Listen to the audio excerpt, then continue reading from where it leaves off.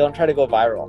Post-COVID, what you're going to see is a lot of people continuing with online commerce, which is going to increase the demand for digital marketing, but it's also going to increase how competitive digital marketing is as well. Focus on what you're naturally better at, because that's what you'll enjoy, and just double down on be the best person at that one thing. Before we get started, make sure you subscribe to this channel, and if you're on YouTube, click the alert notification. Today, I wanted to talk to you guys about the future of digital marketing. Where's my slides? All right, as you guys can see. And the future is not what you think. But don't worry, not everything has to be grim. There is some good news as well. And I'm going to share with you guys a lot of stats and data. So we deal with companies of all different types of sizes, from large corporations like the Fortune 100, all the way to small mom and pops. And when you're dealing with companies of all sizes, and you've been doing this for roughly 16, 17 years, you start noticing trends and patterns. And what Eric and I wanted to leave you with is changes that you can implement, so that way you're going to be better prepared for the next algorithm updates, the next platform updates, so that way you can keep thriving and surviving and doing extremely well. So my Twitter handle, ignore the hashtag. I'm the co-founder of an ad agency called Neil Patel Digital. As I mentioned, work with all different types of companies, from the Facebooks of the world to the Microsofts, yada, yada, yada. Tons of quotes, testimonials. Now, the point of all that isn't to say I'm great or I'm amazing. I don't think I'm the best marketer out there. I still think I have a lot to learn and improve upon. But it's more so to show that, hey, when I'm giving data and facts, it's based on what I'm seeing, and it's not just me making stuff up. And I truly see both sides of the table. Not only am I an entrepreneur and a marketer myself, I also work with companies like Google, or this one's actually Facebook, companies like Facebook, who will hit me up and pay me money to speak at their own conferences to their own customers, as well as companies like Google who will hit me up to help market Google as well. In essence, I really do see every single side of marketing. I see it from the entrepreneur side, the business owner side, the marketer side, the platform side, from the Googles, the Facebooks of the world. Now, before we get started and go into the future of marketing, I wanted to play a little bit of a game with you guys. So, number one, how many blogs do you think are there on the web? Let's see how many of you guys listen to marketing school. All right, take a guess. That's right. Saeed may have a different number. You may have a different number. You're like, no, there's 1,100,000,000 WordPress blogs. Do you know the real number? Okay, so from what we know and all the stats online, there's at least 1 billion blogs. How many people are in the world? Take a guess. Yeah, roughly 7 billion. Do you think we need that many blogs? That's roughly one blog for every 7 people. Just honestly. No. We don't need another marketing blog, so don't try to copy me or Eric. But in general, there's just too much content at this point. How many enterprise companies do you think are leveraging digital marketing? Like these old school companies. Some of them are like big corporations like Fortive. How many of you guys have heard of Fortive? Did you know they're worth like $30 billion, and they sell like gas pumps and industrial equipment that you guys use on a daily basis, but you never know about? Okay, how many old school companies like that do you think are leveraging digital marketing? Take a guess.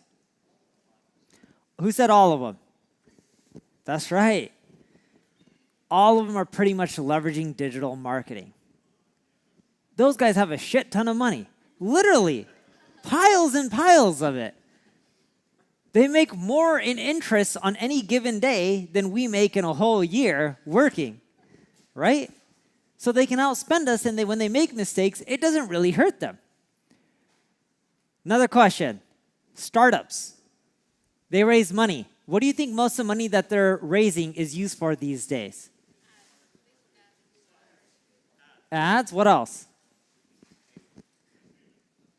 What else? What else? What do you do? You do sales. Don't try to lie to people. You're a salesman. I know, you're on payroll. If that guy tries talking to you, he's a salesman. Okay, so startups, These days, when I was starting my first company back in the day, we would raise venture capital. The money was raised for creating a product, engineering, servers, all that kind of stuff. Now, most companies raise the majority of their money for sales and marketing. In other words, growth. They're trying to figure out how to get more revenue, and that usually involves sales and marketing. You can talk about growth hacking and loop in some product changes, but in essence, that's where they're spending their money. How many of you guys, or what percentage of voice searches will be in 2020? What do you think? What percentage? Go for it. Yeah, you. You really do listen to marketing school a lot. 50% it is. Things are changing. How are you going to monetize when someone's doing a search over Alexa device or Google Home? How are you going to monetize that? Have you guys ever thought about that? 50%. I want that revenue from that 50%, don't you guys? So there's a lot of things that are changing, and I'm going to even go over even more. You're going to see me turning my head a lot back a bit because there's a ton of stats and data. I hope you guys don't get overwhelmed. And then we'll go into some of the things you guys can do to ensure that you continually succeed. So here's Google's revenue. 2008 was a recession. We're worried about a potential recession coming in the future. What happened to Google's revenue during the recession? It went up. What do you think is going to happen to their revenue during this recession? It's probably going to go up. They'll figure out ways to make it go up if the cost per clicks go down. You may see more paid listings on page one, right? Generally speaking, performance advertising continues to go up. If you spend $1 on paid ads, you expect to make more money than what you spent. Would you guys agree with that statement? So during a recession, if you still spend $1 on Google and you make $2, do you think you're going to slow down because it's a recession? No. It doesn't matter if it's a recession, a bull market, a bear market. If you can spend $1 and make $2, as long as it's profitable, including all your other costs, you're going to keep spending as much money as you can. And that's what you'll see. People will start moving their traditional ad dollars more over to performance-based marketing during recessions. So let's go over what I've been learning and the future of marketing and where it's going. Fact number one, and we talk a little bit this during our podcast, marketing is going omni-channel, but I have the data to show you why, right? So I'm going to actually go over here because it's easier to see the television screen than the projector. Here's marketing spend by channel. No shocker. Which place gets the majority of the revenue? Google. Who has the largest market cap? Google. Next one, Facebook ads. Makes sense. Facebook has a huge market cap. Then you get into SEO and content marketing and social media marketing and then other. SEO, yeah, may get a lot of the clicks, but paid advertising, spend $1, make $2. You don't have to wait a long time. People keep spending. Conversion rate by channel. Google AdWords, Facebook ads, SEO content marketing, social media other. Why does Google AdWords convert better than SEO? If you had to take a guess. People are like, oh, this is paid ads. We wouldn't trust it as much. Why do you think paid ads converts better? The what? Bottom of funnel, okay. Intent. Landing page, that's right. If you, Saeed has WP Beginner. You get a ton of visitors, millions a month. On those pages, I get millions of visitors a month. Can you just put a squeeze page and make them sign up for hosting and my plugins? You could, but your rankings would go down. If you remove the content, you just put that, it would go down. With pay-per-click, if you give them money, you can put whatever you want as long as you keep paying them. Right? SEO, you got to have content. Sure, you can get a lot of traffic, but that content, you know, if you look at auto insurance, you click on the first paid listing, it's usually type in your zip code and that's it. It doesn't even have 100 words of text on the page, including the title tag. You look at the text-based version that ranks on page one, there's like 1,000 words about auto insurance. Facebook ads, intent isn't there. You can still convert them. Cost per clicks are a lot less. And if you can still convince them to convert, you just got to get more clicks. SEO, as we already mentioned. Social media, you guys already know that one. Other, we'll go into other a bit later. Average number of social shares per post. It's been continually declining. What do you think is going to happen in the future? You think it's going to go back up? Nope. If you want to go back up, what are you going to have to give Facebook? Money. That's the reality of it. And I'm not here to say Facebook sucks. It's a great platform and channel for marketers. You can also start getting creative and leverage like Messenger chat and all this stuff helps as well that Larry talked about earlier. But in general, social shares are declining. That's just the stats. Now here's where people are publishing content. It used to just be where it would be on their own blog. But now everyone's leveraging Medium, Tumblr, Facebook, YouTube, LinkedIn, Twitter. Google doesn't penalize for duplicate content. You release content once, publish it everywhere. You release one video, take that same video, re-upload it to Facebook, re-upload it to LinkedIn, re-upload it to Pinterest. Actually, I don't think Pinterest takes videos. But everywhere else that takes videos, upload it. Get that traffic. What do you have to lose? What percent of organic search traffic goes to your blog? You see a trend here? Not only are people continuing to blog, but those pages give information. They don't necessarily sell products or service. And this isn't Google's fault for doing this. There's nothing wrong with what they're doing. This is the trend. Their trends, the way they adapt Google's based off of usage of you and I searching. So if we all search for something and we want to read the informational articles, what do you think they're going to show more of? Informational-based articles. And that's what they're doing, right? What portion of your customers first found you through your blog? It's increasing. Why? Because blogs are ranking better. That's what people want to see. So if you're not blogging, whether you like it or not, you're not going to end up generating all those extra conversions. In Google Analytics, there's this report called Assisted Conversions. Are you guys familiar with this report? Raise your hand if you are. Assisted Conversions will tell you things like, are people reading your blog and then eventually converting? This is really important because this will help you put an ROI to some of these other channels. What has led to your biggest traffic gains? Shockingly, translations. Most people don't know this. Number 2, updating content. That works better than creating more content. Again, billion plus blogs. We don't need more content. We need the stale content that's outdated to be re-updated. Remember Saeed talked about, hey, when I create 3 pieces of content a week on one of these sites, I'm not really releasing 3 pieces of content. One of them is an updated article. Why? Because if you don't keep updating, you're not going to keep maintaining your rankings. It's no longer you create a blog and you just get the traffic. It's now you create a blog, you promote it, you get the traffic. If you don't constantly update, remarket that content, you're going to lose that traction and someone else is going to take your spot. So if you look at this, translations has the biggest opportunity because the United States is competitive. Brazil, all these other countries like India, they're up and coming. There is money there.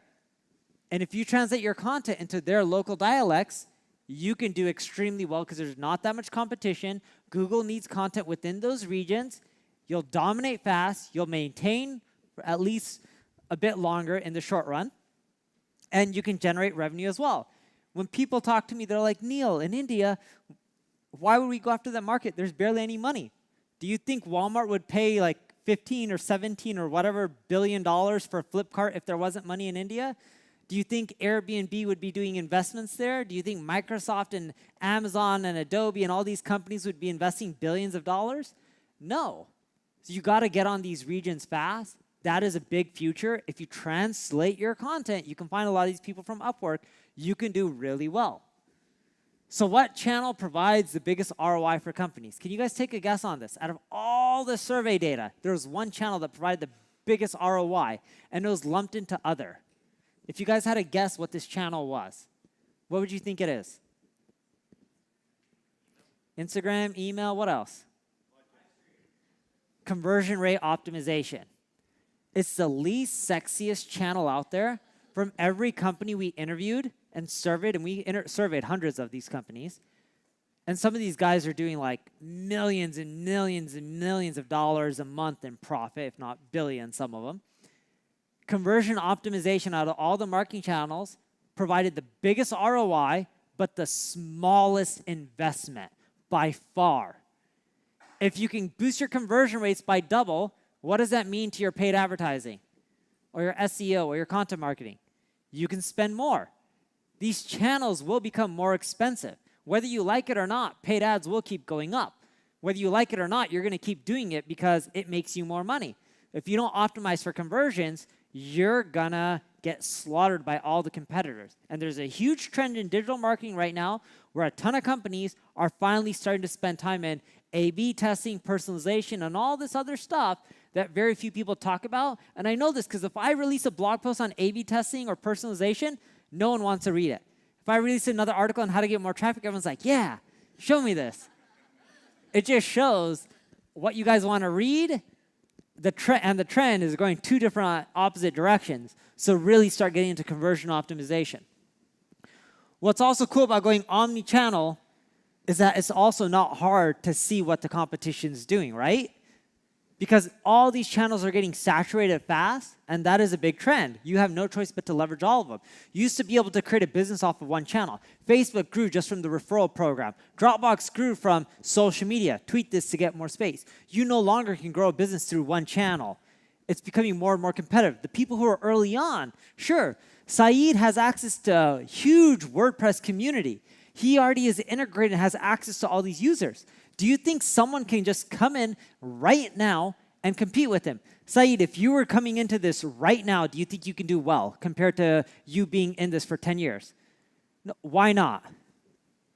Relationships and then equity is much harder to build. It's much harder. And you got in early enough, which gave you that head start. Hence, he was able to leverage one channel and explode. Now, even Saeed, even though he's done really well, he's still expanding into other channels and platforms because that's how you continually grow. But you can use tools like the SEM rushes. See, I won't get complaints. I'm not just promoting my own tools. I'm not getting paid by them either. You can use SEM rush and tools like that to see what people are going after from an SEO perspective or paid advertising perspective. You can use what runs where to see what kind of media ads people are doing. You can use BuiltWith to see what technologies people are using so that way you know if someone's doing A/B testing and stuff. You can use like Ahrefs to see links to your competition, see if you can get them to link to you. You can use Wayback Machine to see if, hey, someone's doing A/B testing. Very few people do this. I don't know why. Use Wayback Machine. Go back, see all the variations of their pages. You can see their transitions. Typically, the one that they're with now is the one that boosts the conversion rates the most. That'll give you an idea where to start. Link Explorer by Moz, another tool that gives you a lot of marketing insights. So, what do you think happens to your CPAs when you go omni-channel? On everything, your cost per clicks, all of that. You guys familiar with Expedia? Yes? How old is Expedia? Exactly, they're really old. You guys have known about them for a long time. Expedia recently ran a test where they went omni-channel by doing television, radio, pay-per-click, etc. Do you know what happened to their CPAs on pay-per-click, like their cost per clicks and CPAs? Went down by double-digit percentiles. Omni-channel helps improve your numbers on all channels. All right, fact number 2, user metrics are the key to beating Google. You don't have to increase rankings to get more search traffic. Here's the old site that I have. I eventually got rid of it. Nutrition Secrets. It was a nutrition site. I got my traffic up and to the right. And yeah, there's writing content and building links and all that kind of stuff. But the real way we grew Nutrition Secrets, we did something really manual. At that time, there was no software that could do this. Now there is, and I'll tell you about the software in a bit. I don't have a screenshot. But you go into Google Search Console. I still like the old version. I don't know why. You know, you click CTR impressions. You see the pages that are getting the traffic. And then from there, you look at which you click into the page that has a low CTR. You look at the keywords, the ones that are driving a lot of impressions but low clicks, and then you're like, all right, I need to adjust my page with these keywords so I can get more clicks. Simple concept. You look for keywords that have less than a 5% click rate, look for pages that have a less than a 4% CTR rate, and make sure the keywords that you want to rank for in your title tag and within your content and meta descriptions. Once you make that change, you submit to Google, and they recrawl it. And here are some keywords that help skyrocket CTR that we've tested. How-tos, list number results, free, you, tips, great tricks, best, why, blog posts. You guys get the gist. These have all worked really well from everything we've tested. And as you submit it back to Google and you fetch and you submit the URL, you click submit to their index, and boom, you're in. You say you're not a robot, and you give it 30 days and you see results. We used to do all this manually. That's how we grew our traffic. It's one of the best ways because Google is looking for user signals. Everyone focuses on links, but not enough of this. If you don't want to do it manually like how I used to do it, there's a tool called ClickFlow. You can harass someone on the single grain team. They can probably tell you about it. Sorry, single grain team. But nonetheless, that's what we do now, and we just automate it, and it works much easier. But I kid you not, this is where we're seeing the biggest search gains right now for SEO. We're just optimizing and going after user signals. It's not sexy. No one talks about it. Works. Again, I know if I write a blog post on this, it doesn't get read as much, but this is where we're getting the traffic increases. And luckily, because I have you in front of me, you're forced to listen to whatever I want to talk about. Technically, you could walk out. ClickFlow, ClickFlow. It's not called ClickFlow. Do not sign up for that company. That's what it's called. I'm kidding. So eventually, here's the thing that most people don't talk about. User metrics are going to go on all platforms. Did you know on Facebook, Instagram, LinkedIn, what is the #1 metric that they look at on if a post should go viral? If you had to take a guess, what do you think it is? What is it? Take a guess. Time. Okay, that's one. Shares. Engagement. What's engagement mean? Comments. Comments. The more comments you get, legitimate comments, that impacts how viral a post goes more than anything else. I kid you not, if you had 50 of your friends go to your Facebook page and start leaving comments, interacting with each other, that post goes viral. Don't believe me? All people in this room, go comment on my latest Facebook post and you guys will see. Seriously, just if you don't believe me, go and try it. You can write whatever you want and I'll respond to you. And if you want to respond back and leave another comment too, you'll watch. I'll respond back again as well. That's how confident I am that it'll work. But I know you need to see it to believe it, so go and leave a comment on my Facebook page. Make sure it's the latest post, so that one gets the most traffic. But that's how effective user metrics are. I used to put in all my YouTube videos and Facebook videos, leave a comment, ask a question. My comment numbers started going up really high. My videos went viral. And then YouTube and a lot of these platforms have now built in if people are asking for comments in their videos. And I noticed the day it hit because my numbers started going down. I'm like, man. So now I'm trying to think if I can put a visual image saying leave a comment to see if that works. But it worked for a while. Fact number 3, you got to focus on branding. Brands are the future. You need to build a brand. Now, this is a quote from Eric Schmidt, the ex-CEO of Google. Brands are the solution, not the problem. Brands are how you sort out the cesspool. The best part is, Eric and I say this quote on our podcast so often, we never get the quote right, and we always butcher it, but now we have the real one right in front of us. So, you know what Google is doing to help try to solve fake news and figure out which sites to rank higher? What do you think they're looking at? Brand signals, that's right. What do you think Facebook's doing to try to combat fake news? What do you think they're trying to promote? What type of pages and content versus others? Brands, that's right. If you have a bigger brand, you're going to do well. You don't have to build a Coca-Cola, but if you build a brand within your niche and you're the leading player, your content within that space is going to go more viral than the others. And the Expedia example, we all know about Expedia. Expedia owns a lot of properties, Hotels.com. They used to own Trivago, TripAdvisor, all these other properties. They still own a lot. That Gnome one, I don't even know what that one's called. I think Orbitz or something like that, or Travelocity, or I don't know. They just have too many properties. So with Expedia, even though people knew their properties, when they started running TV, more digital campaigns, more pay-per-click, all their costs to acquire from all the channels went down because people had their brand top of mind. It wasn't that they didn't know who Expedia was. It was, oh, Expedia, I forgot about that company. We forget about every single company. Remember how Uber was a talked about company back in the day? And now, not so much, other than Uber went public. Their stock didn't do as well as they would like. Dropbox, such an amazing company. This company is revolutionary, yada, yada, yada. Now, oh yeah, it's another publicly traded company. I can just upload my information on my iCloud. I can upload it on my G Drive. I can still use Dropbox, but I got all these other things as well. We all have patterns of what's in and out. It doesn't matter if you built a big company, you still need to be top of mind, so you want to keep pushing your brand. The key to building a brand, whether it's a personal or corporate one, is a rule of 7. How many times can people see you? Are you continually doing email marketing to get people back to your site? Are you doing push notifications? Are you doing things like messenger bots? All these things will help you get people back to your site so much more often. You can build a good brand. How many of you guys get 100,000 visitors a month to your site? How many get more than that? Raise your hand. How many get less than that? Raise your hand. I just want to see if you guys are lazy or not, or tired, or I suck as a speaker. Okay, so majority raise your hand. I focus on doing an omni-channel approach, putting content everywhere. I get over 100,000 visitors a month from people typing in Neil Patel. I'm not saying I'm good at building a brand. I think I'm not that great. There's way better people like Gary Vee, Tony Robbins, etc. And I'm more of an introvert, as Eric knows. I've known him for a long time. I stay inside my house. I watch Netflix a lot. Bad Bloods is amazing if any of you guys haven't watched that. And, I'm waiting for season 3, though.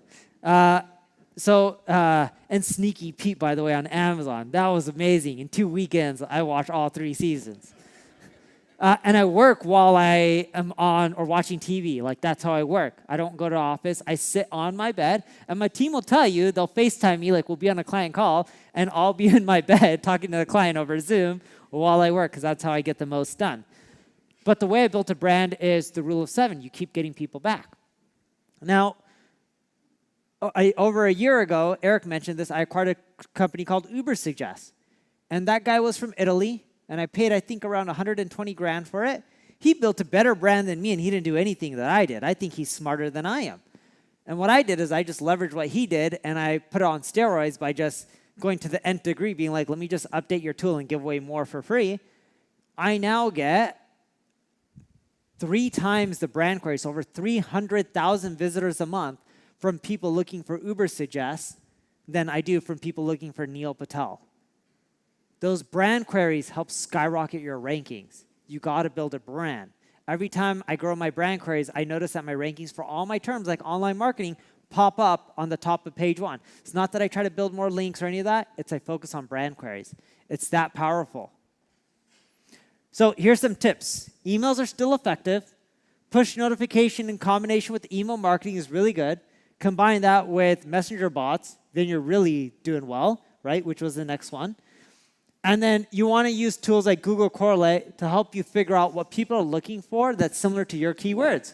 So for example, if I'm in the hotels, hospitality industry, I want to see what other things people are looking for. Google Correlate shows you all the other relevant keywords with similar patterns. Make sure you have content on all those keywords. That way you're helping people out, because if you're helping people out, what do you think it does? It helps build a brand. Putting people first is the right thing to do. Just like when Eric and I threw this event, we were debating, we both decided we wanted to do it for free. Why? Because we're like, let's help people out. We didn't do it to try to close revenue. We didn't do it to try to generate business or anything. We're just like, this will be fun. Let's just help people out. People helped us. And yeah, the positive side is it may help us increase our brand, not by a ton. I don't mean to be in a rude way. With 200 max people, it's not going to skyrocket our brand, but it's about just giving and helping. And if you truly enjoy that in whatever you're doing, it'll help build your brand as well, but that's a side effect. It's like people saying, I want to make money. You don't make money by making money. You make money by helping people and help them solve their problems. Put other people first, and eventually you will build a bigger brand. And Nutrition Secrets, as we started doing all this stuff, our branding started going up, and we started doing better, getting higher rankings, more pages, and that's how we continually climbed. But traffic and all this kind of stuff is great, but it's not everything. SEMrush showed one of my past startups, Kissmetrics. I think we raised like $17 million for it. It didn't turn out well. I bought out the domain name from the investors for $500,000 and then redirected the traffic, and then they recently did an asset sale. Now, I had good traffic. My competitor, Mixpanel, who copied my product at the beginning, they even had a TechCrunch article showing similar screenshots, had roughly 1/3 of the traffic. They raised money at an $865 million valuation. What do you think we were worth? I'm the traffic guy. I'm getting all this traffic. I'm beating them. What do you think we were worth? Anyone want to take a guess? You could be honest. It won't hurt my feelings. You can say something good or bad. Take a guess. You're a management consultant. What do you think? 15 million. More than 15 because we raised 17, but technically not when I bought the domain name. But we were worth roughly 1/10 that. Technically not even 1/10 that.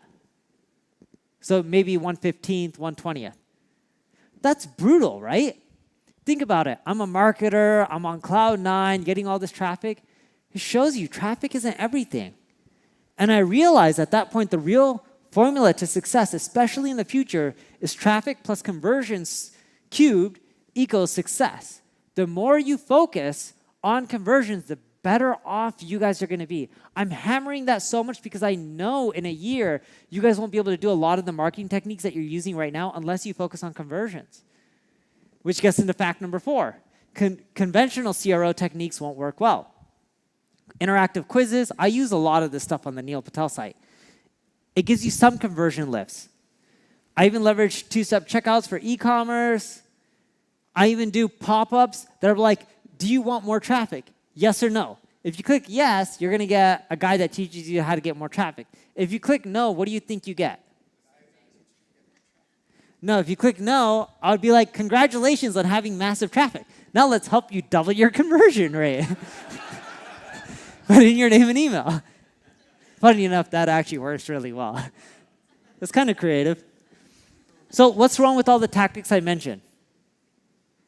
Pop-ups, all this stuff. They're not bad, but what's wrong with them?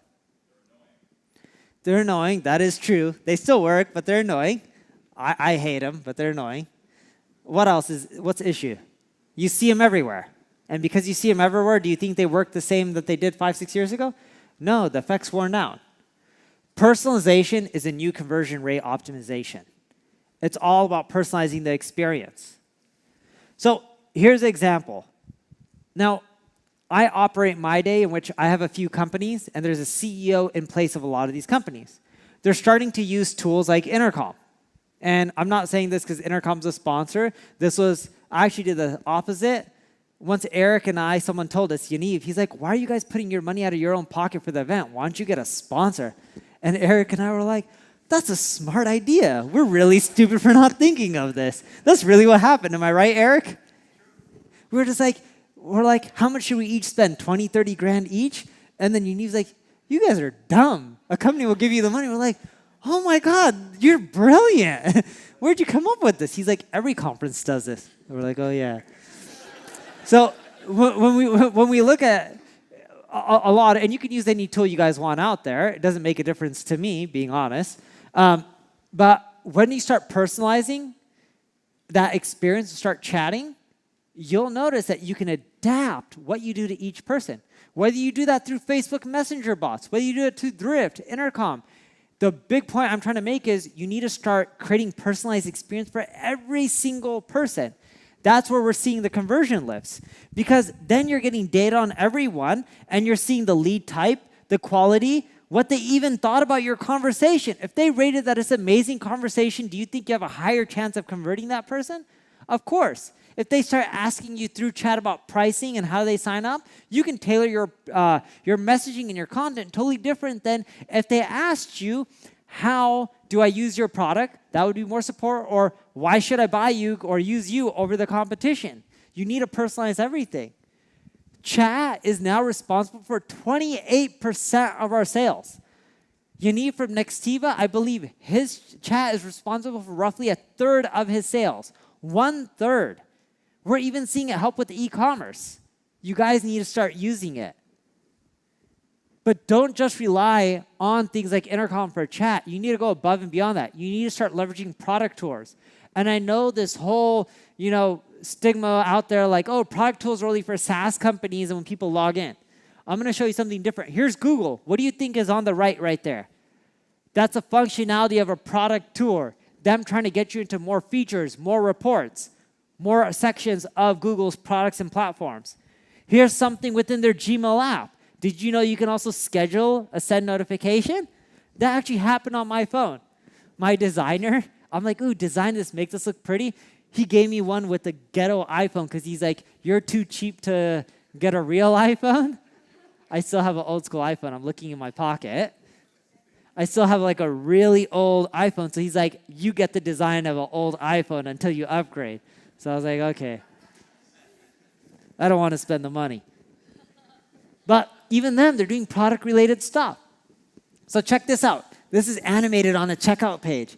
Check this. You see that moving part on the animation? That's examples of how you can use product tours on things like checkout pages and lead forms. Isn't that slick? No? The conversion rates go through the roof. When we started doing all this and started testing this, conversions lifted by 13%.